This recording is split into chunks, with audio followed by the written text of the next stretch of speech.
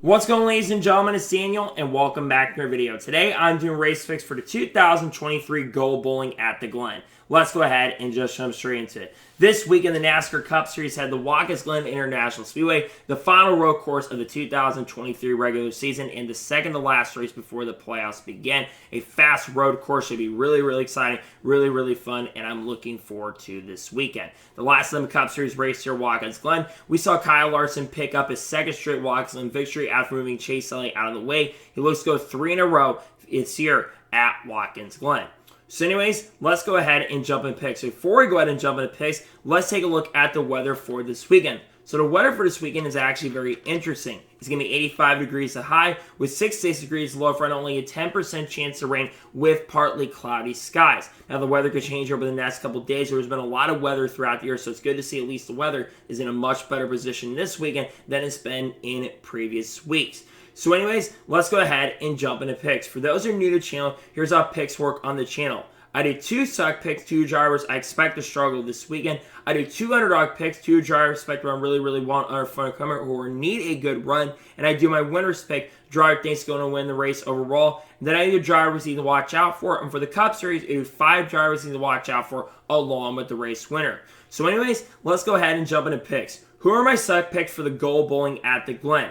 My first suck pick for this weekend at Watkins Glen is a driver of the 4 car for Stewart-Haas Racing, Kevin Harvick. Now, Kevin Harvick has won here at Watkins Glen, and he did it back in 2006 when he drove for Rich Schultz Racing. However, Stewart-Haas Racing in general has not been very good at road course over the last couple of years. And Kevin Harvick has not been a contender for a very long time at this racetrack. So sadly, I think Kevin Harvick is sadly going to struggle. I don't think the 4 team's going to have the pace and speed. And I think he's going to be finishing near the back this weekend at Watkins Glen. My second suck pick for this weekend at Watkins Glen is a driver of the 10 car for Stewart-Haas Racing, Eric Almirola. Very similar to Kevin Harvick, who of course drives for Stewart-Haas Racing. Now he has won a road course, but that was in the Xfinity Series when he drove for RSS Racing and SHR Alliance.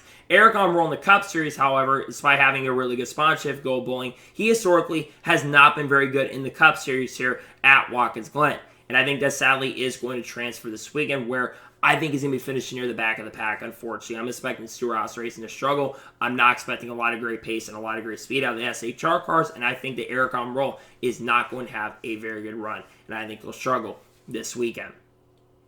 And now we're going ahead and jump on the underdog picks for the Go Bowling at the Glen. Who are my underdog picks? My first underdog pick is probably going to surprise you because this guy historically has not been the greatest road course racer in the world. However, I feel like he's been getting a little bit better on road courses. My first underdog pick is going to be Bubba Wallace in the 23 for 23-11 Racing. Bubba Wallace had a pretty solid run at the Indy road course where he ended up finishing actually in the top 20 and ran in the top 15 for quite a bit of the race as well. Well, he's going to need to have a really good run this week and have a chance to make the playoffs. I think he actually will have a decent run where he might maybe get some points, maybe get like top 15, perhaps, or top 10. I don't think he's going to be a contender for the win by any stretch of the imagination, but I think a top 10 or top 15, I don't think is out of the cards. I think Bubba will have a decent run and will kind of run up front at points and might get some stage wins as well this weekend at Watkins Glen.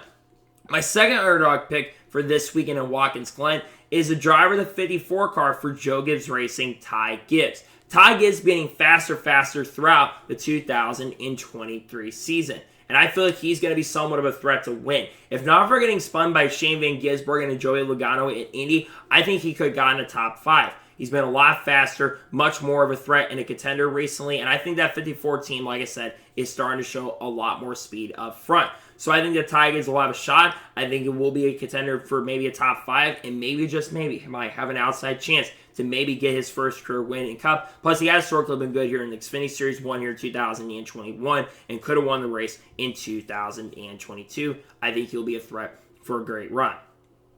And now we're going to jump onto the winner's pick for this weekend's Cup Series race at Watkins Glen. Who is my winner's pick? My winner's pick is probably not going to shock you, but it might also shock you this weekend because up until last week, I would not have picked this guy to win. But last week at Watkins Glen, he had a fantastic and incredible run where he ended up finishing in second and was running down Michael McDowell for the victory. I am picking Chase Elliott. Yes, heard that right. I'm picking Chase Elliott to get his first Cup Series victory of 2023. Chase Elliott has also been pretty good at the other road courses as well. Granted, Chicago Street Course did get up there because of strategy where he ended up finishing in the top 5. But Sonoma got a top 5. COTA, despite not racing, Jordan Taylor qualified very, very well. And Jordan Taylor doesn't have the experience that Chase Elliott did. And Chase would have gotten a lot of points had he raced in that event. Chase Elliott has been pretty solid on the road course. So, of course, got that second place finish Indy. And he had the speed to win for the first time.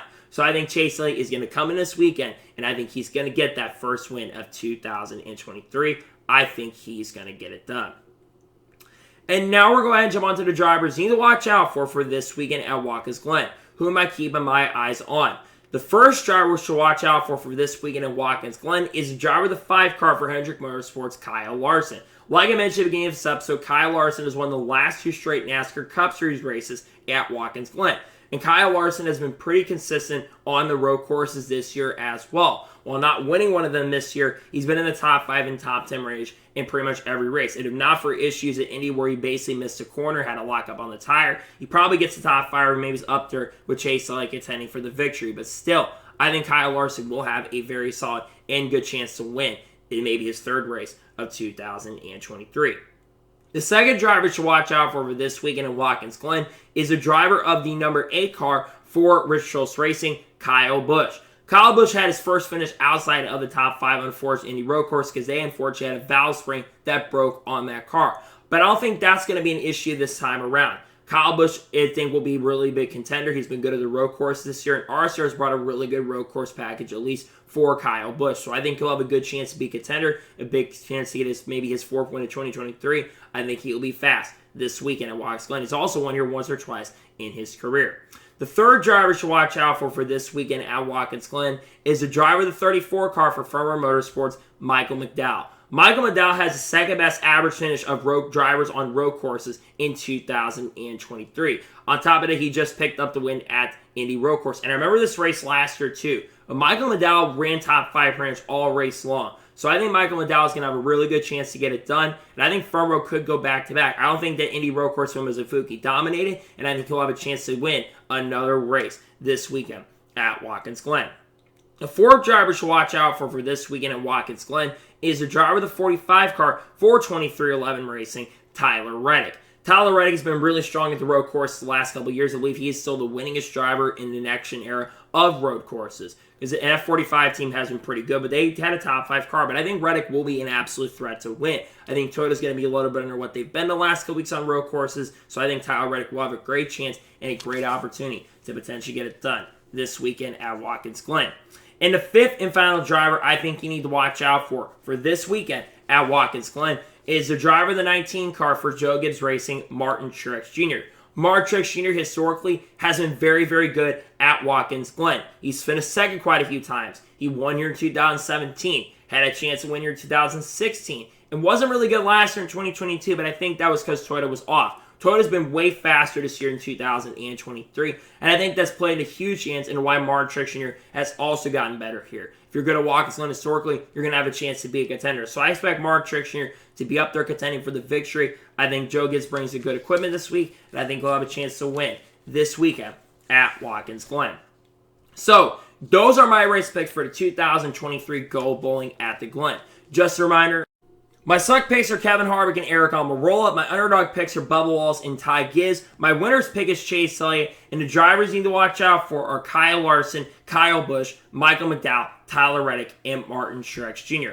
Those are my race picks. So that is going to be it for the Race 6 video for the 2023 Go Bowling at the Glen at Watkins Glen International Speedway. I want to thank you guys for watching. Please like, subscribe to the channel, notifications on so if I win a video, does go live on my channel. Follow me on Twitter, Facebook, and Instagram, and support me on Patreon. Links in the description below of that. And comment your race picks for this weekend at Watkins Glen. Let me know your select picks, let me know your underdog picks, and let me know drivers you're watching out for this weekend. And let me also know your winners as well for this weekend at Watkins Glen. Let me know your picks in the comments below. Later today on the channel, we'll have the video for thanking you guys for 2,000 subscribers on the channel. Then tomorrow on the channel, we should have the NASCAR Xfinity Series race review from Watkins Glen. And then on Sunday, of course, we'll have the NASCAR Cup Series race review from Watkins Glen. Got a lot of content dropping. I want to thank you guys for all the support over these last couple of years. I truly appreciate it. A lot of great content on the way that I think you're going to enjoy.